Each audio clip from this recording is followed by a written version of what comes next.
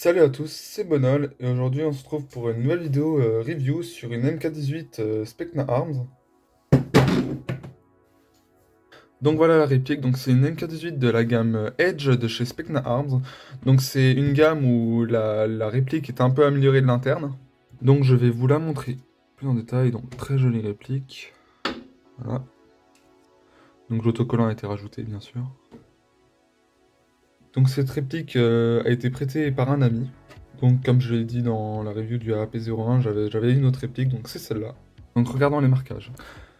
Donc on a un joli marquage Daniel Défense avec à la peinture blanche, avec un numéro de série unique. Différentes graduations sur le rail Picatinny. Donc des marquages officiels.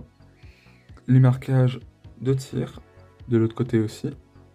Donc ceci n'est pas le vrai chargeur, donc c'est un autre chargeur qu'on a acheté sur Taiwan Gun. Le vrai chargeur c'est celui-là, donc il a rajouté des autocollants, etc. Je sais pas si on va voir, mais il y a le logo Specna Arms partout gravé sur le chargeur, avec écrit Specna Arms ici, et le vrai calibre, donc 5,56 par 45, de l'autre côté aussi.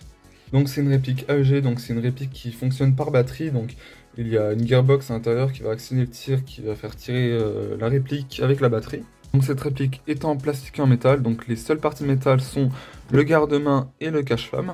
Il y a aussi en métal la queue détente et le ball catch qui est factice, donc qui n'est pas du tout fonctionnel.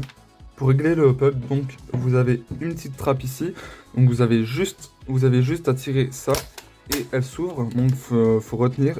Donc le hop-up est bleu, ça c'est par rapport à la gamme Edge chez Specna Arms, donc c'est spécifique, mais voilà. Donc cette réplique dispose de mire flip-up, donc vous avez juste à les rabattre comme ça. Voilà, là ils sont rabattus et vous avez juste ensuite... Voilà. Bien sûr, la crosse a plusieurs crans, donc voilà, vous avez plusieurs crans. Alors, l'éjection du chargeur se fait ici, vous avez un petit bouton ici, et voilà, le chargeur s'enlève correctement. Le sélecteur de tir est bien sûr fonctionnel, mais il n'est pas ambidextre, donc voilà, là vous avez safe, semi-auto. Bien sûr, quand c'est en safe, vous voyez la queue détente est bloquée, et quand c'est en semi ou en auto, là, il peut tirer. En parlant de ceci, on va mettre une batterie dedans. Donc c'est une batterie 11.1 comme ça, mais elle n'est pas compatible du tout avec la réplique. Pour mettre la batterie, vous avez deux petits ergots ici, vous tirez dessus, et ça enlève ceci. Ensuite, bon, ma caméra n'est pas assez grande, et ensuite vous avez juste à tirer ceci, et vous accédez à du Tamiya Mini. Donc pour voir la réactivité, on va mettre une batterie. Donc pas de chargeur, bon j'avais fait l'erreur sur ma review de mon AK105, mais cette fois-ci je ne ferai pas l'erreur. Donc on va se mettre en semi, et on va voir la réactivité. Parti.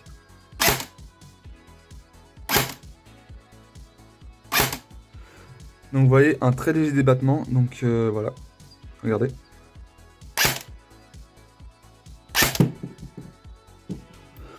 Donc, alors, comme je vous l'ai dit, il y a un très léger débattement. Là, il y a une résistance, attention. Il attire. Trigger reset. Ici. Voilà, on l'entend, je sais pas si on entend la caméra. Alors cette réplique est complètement d'origine. Donc en full.